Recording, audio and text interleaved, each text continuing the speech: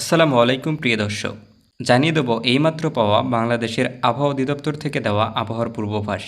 আজকে এবং আগামীকালকে বাংলাদেশের আবহাওয়ার পরিস্থিতি কেমন থাকতে পারে তা বিস্তারিত জানিয়ে দেব আজকের এই ভিডিওটিতে।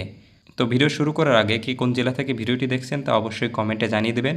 আর ভিডিওটিতে একটি লাইক করবেন এবং চ্যানেলে নতুন হলে অবশ্যই চ্যানেলটি সাবস্ক্রাইব করে রাখবেন প্রতিদিনের আবহাওয়ার খবর সবার আগে পেতে।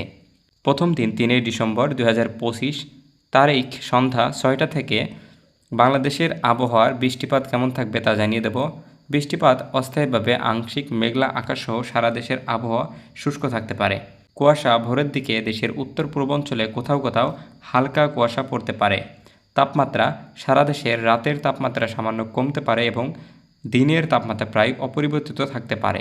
দ্বিতীয় দিন 4 ডিসেম্বর বৃহস্পতিবার তারিখ সন্ধ্যা 6টা থেকে অস্থায়ীভাবে আংশিক মেঘলা আকাশসহ সারা দেশের আবহাওয়া শুষ্ক থাকতে পারে এবং ভোরের দিকে দেশের উত্তর পূর্বাঞ্চলে কোথাও কোথাও হালকা কুয়াশা পড়তে পারে এবং সারা দেশে রাত এবং দিনের তাপমাত্রা প্রায় অপরিবর্তিত থাকতে পারে।